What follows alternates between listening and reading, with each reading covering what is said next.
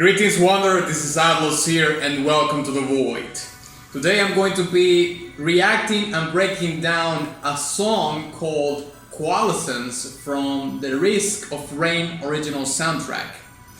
This is one of those underdog requests that, are around in the comment section of my videos, but doesn't necessarily get the most traction or the most likes from most people, But this one has been certainly been one of the most consistent requests from one of my frequent viewers. And the comment comes from Emerald, and it says, "Could you please listen to Coalescence from the Risk of Rain original soundtrack? It's the most known song from the OST, specifically because of how it juxtaposes where it's placed, being the final level of a game known for being very chaotic and difficult."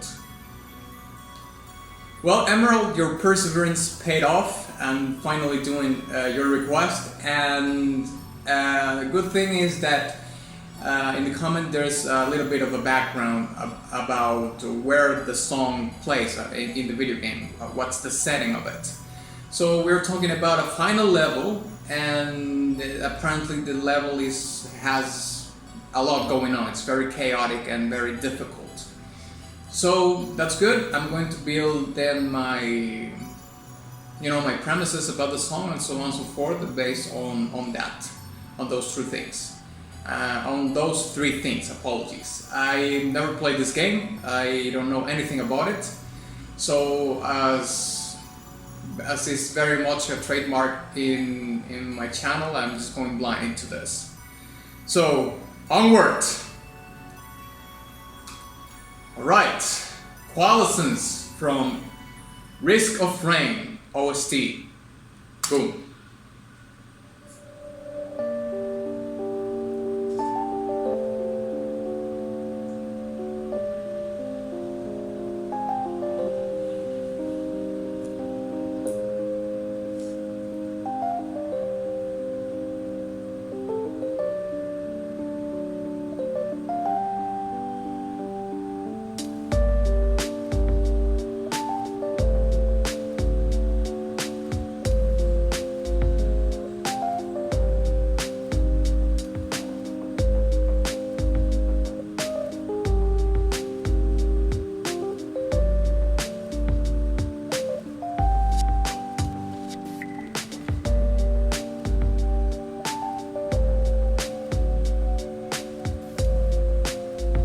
Yeah, I can understand the juxtaposition that Emerald was talking about.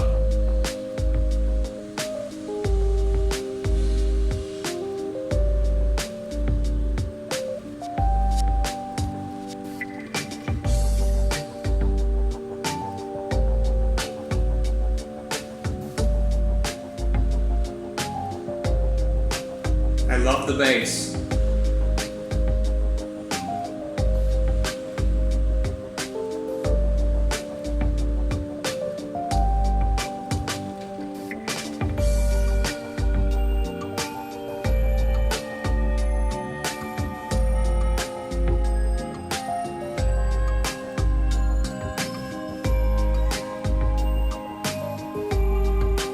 I like these very sparkly synthesizers that are going on.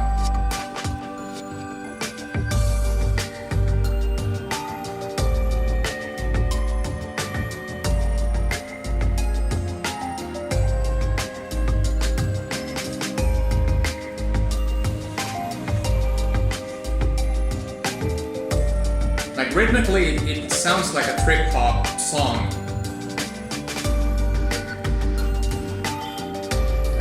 It's adding more layers.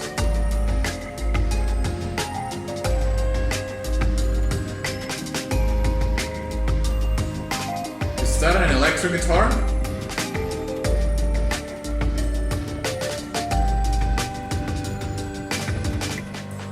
It could be an electric guitar or a very saturated synthesizer.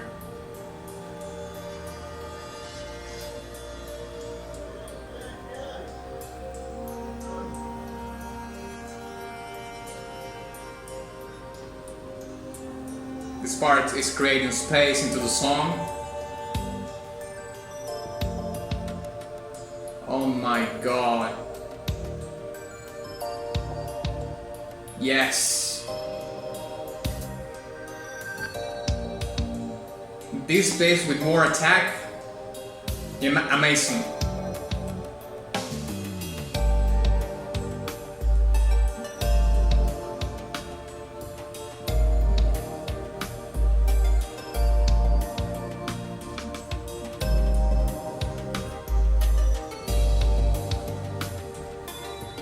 So groovy.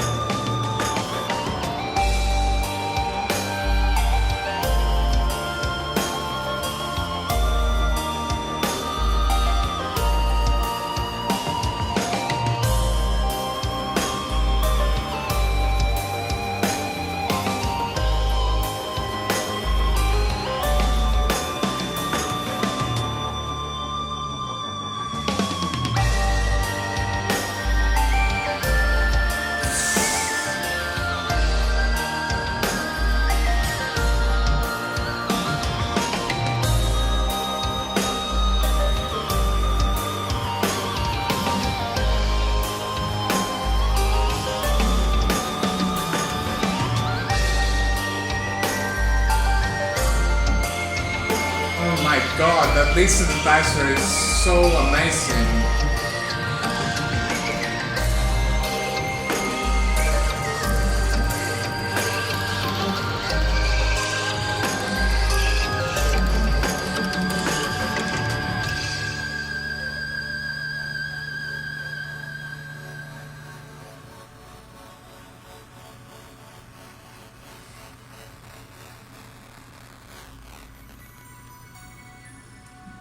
Ooh, that was awesome, mate. Damn! I loved it. I loved this song so much. And this is why, you know what, sometimes I like to do, these underdog requests. Because, well, I think this is the Risk of Rain. It might be, it's probably like an indie game, right? I mean, just by this song, I can tell that this is like an indie game. But we're going to be talking more in depth about those things. We're also going to be talking about space. We're going to be talking a little bit about the synthesizers here and there, the synthetic elements in the track. But also, there's a very interesting transition that I hear in the track that is happening in the rhythmic section, in the drums. Because you can hear that it's very synthetic at the beginning and then it turns into a very much acoustic drum set. And the transition was very seamless, like you don't even notice that it happens, but it works amazingly, you know. So we're going to be talking more in depth about that too. So let's break it down.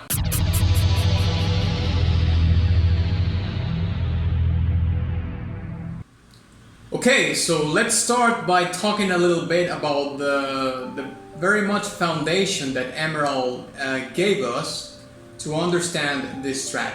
Emerald said that it was a juxtaposition or a contrast to what's happening in the level where this is happening, and that the level is very chaotic and very difficult. So I definitely, well, like I said before, I haven't played this game, but certainly the tone of the track is very much not in the realm of being chaotic or very aggressive. It has like embellishments here and there that makes the song a little bit more aggressive in the tone, but it's not an aggressive tone as a foundation element of the track itself, right? Another thing that I noticed, and this is built upon basically the premise that Emerald is saying, is that this is like a level song, and it's one of the very few occasions I believe that I'm breaking down a song that doesn't belong to a boss battle. Like this particular track is just played along with the final level of the game, apparently. So that is certainly one of the key elements that also we can attribute this track to be. You know, like the song has this tone that not only is a contrast to what is happening, but also like you're traversing a landscape, you know, which is very much what one does when we're playing video games in any kind of level, especially if they are very much designed. The video game is very much designed in this very old school level, side-scrolling kind of thing, or just maybe not an open world kind of video game, but more of this is the level 1, level 2, level 3, so on and so forth, world 1, world 2, world 3, that kind of thing. It certainly is composed in a way that it feels like you're traversing a landscape or something like that. Now let's talk a little bit more about the specifics of the track, but also in the specifics in general terms, because the track starts with this xylophone, I believe. I'm not really sure if it's the xylophone that the instrument that is playing the lead, like the leitmotif, I would say, of the track, which is the very first thing that we hear. This xylophone is slightly saturated. It has a little bit of saturation on it, and the song then starts adding layers. To it's like a slow build up with all these layers of instruments and arrangements and embellishments to kind of make that point of the journey and traversing this landscape. But also, it has this rhythmic percussion, these drums, these samples that are playing on the track at the beginning, which are very much on the trip hop, realm. I would say they sound very trip hopish to me. They, like I said before, they are samples, so that gives the track, along with the synthesizers, this synthetic feel and this synthetic texture tone to it. And like I was mentioning before, that the layering of the track is to embellish the track and make it more interesting and make it like a journey, like you're traversing a landscape and you start seeing new things, or you start facing new threats, because like very much Emerald said, this is a very chaotic and difficult level. So in that case, you might be facing various environmental challenges in the level, maybe, or you're facing many enemies at the same time, and maybe doing some acrobatics here and there to evade attacks, so on and so forth, that kind of thing. So certainly that slow build-up can actually go along with the evolving nature of the threats that you might be facing in the game itself. The track also has these minor glitch elements here and there that really give it a flavor of this indie retro feel kind of thing that is incorporated into it. And I haven't seen the gameplay from this video game, but judging by the cover art of what I saw in the video while I was listening to the song, that leads me to believe that it has this retro feel, indie retro feel design in the video game itself, but also it is translated into the soundtrack itself, or at least in this particular song. Now let's talk a little bit about the electric guitar, or what I think it's an electric guitar, or maybe it is like a very saturated synthesizer pad or synthesizer lead or something like that.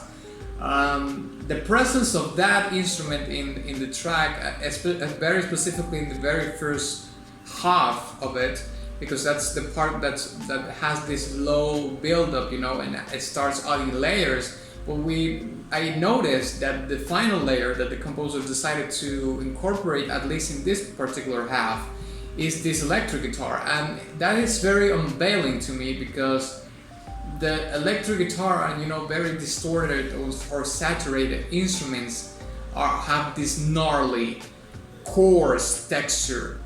And even though the electric guitar, when that layer was incorporated into the song, was not like in your face, like it was very much on the background, like as a supporting role. Because to me, like the rhythmic part, like the percussion and the drums were like the centerfold of this particular song, at least on the first half. That texture of the distortion and the saturated guitars, that coarseness and granular kind of feel to it. Well, you know what? It sounds more like a coarse texture than a granular texture, because since the saturation or the distortion of the instrument sounds so much synthetic, it has more of a coarse texture than a granular saturation, because when it doesn't sound like that synthetic, it has more of a granular texture or sound to it.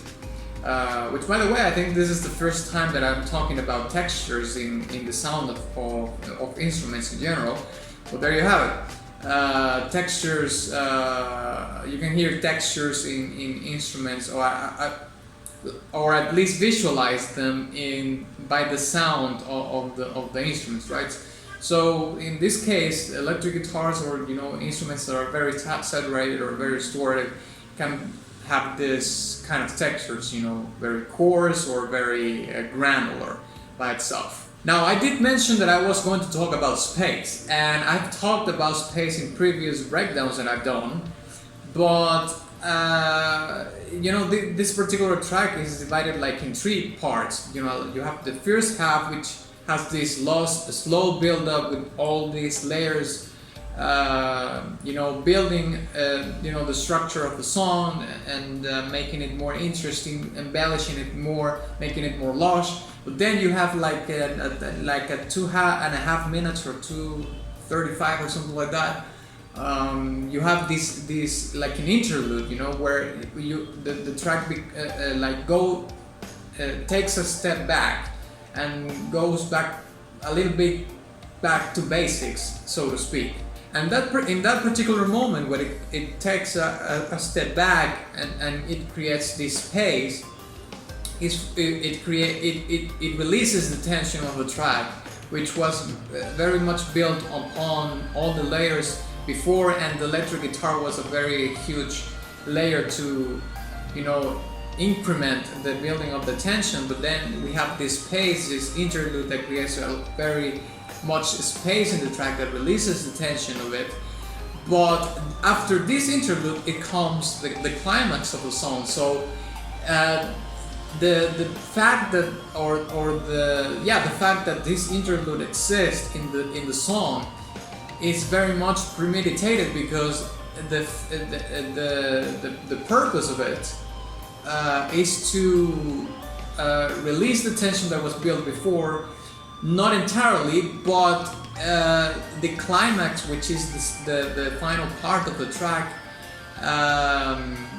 very much needs this interlude to be in between the first part and the last part, because that way the climax can hit harder to the listener, you know. Because if the climax came after the electric guitars came in, it wouldn't have hit as hard as like when you have these kind of interludes or these kind of sections in music where you create space and you release the tension a little bit and you start playing a little bit with the ears of the listener to kind of give some hints or some glimpses into what's coming next. Now there's a couple of things that are very, very interesting in this interlude, and I would say that the first one is the bass. The bass that we hear on the first part is more of a background sound, you know, but in this particular part, in the interlude,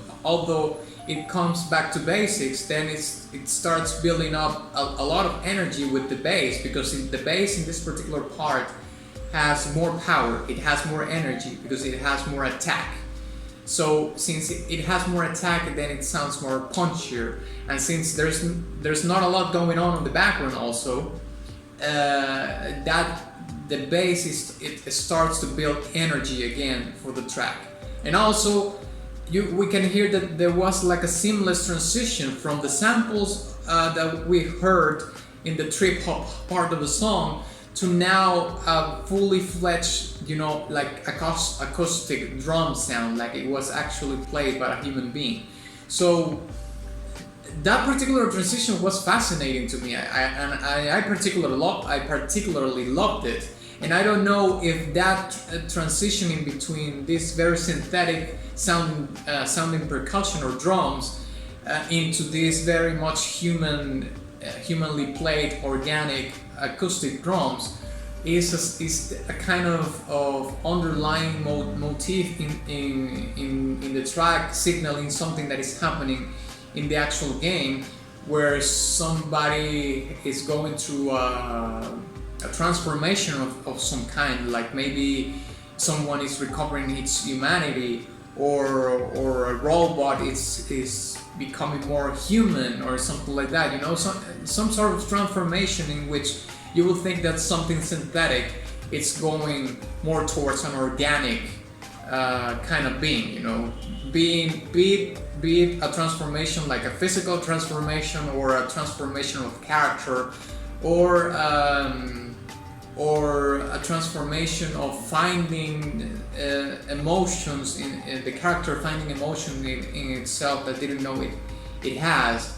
And you know, those kind of things can be very much translated by the way you transform instruments into something else. Now, my favorite instrument for sure was the lead synth at the end, like in the climax, like the one that plays the leitmotif but at the end of the track, which has this amazing swooning, piercing sound that just punches you. And that's why it was so important to have the interlude before, because that particular lead synth hits harder, pierces harder into the track, because we had that very because the composer decided to release the tension before with the interlude and started building a little bit of energy, and giving some glimpses and some you know, baiting you into thinking that something's coming.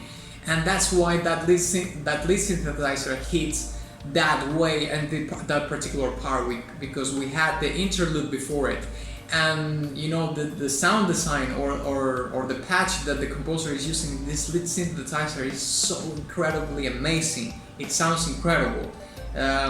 It's, like I said before, it's very piercing, but also it has this swooning sound where you see where you can hear a little bit of a slurring effect in between the notes, or legato in between the notes, which make the synthesizer even sound a little bit more organic, because you know, the notes are not like these very blocky sections, like you don't hear a lot of attack in the sound, although the piercing nature of it can make you think that it has a lot of attack, but the swooning, slurring legato character that it has, it compensates for the more organic kind of sound that it has, because you can hear that it has some similarities in the character of the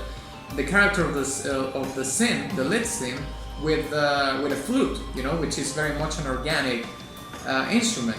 And finally the track ends with this and it ends like it's quite the resolution of the track.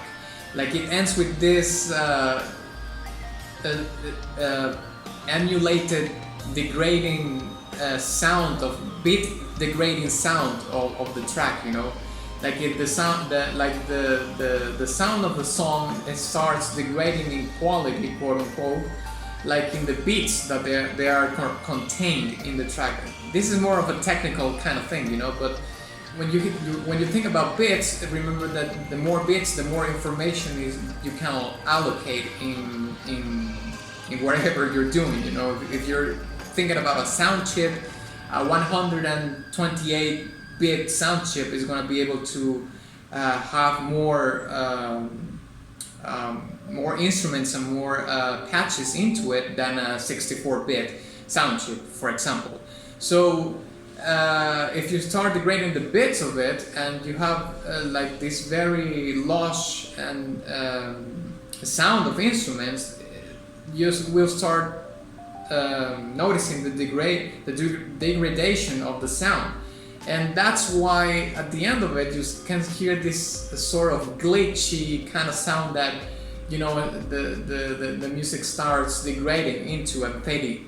So that, I think, was a very cool addition to the track, because it also adds to the premise that I was talking about in these minor glitch elements that I was talking about before, that gives this track this retro feel and this indie feel, but more overly more retro feel. So yeah, I think this track was amazing. I loved it.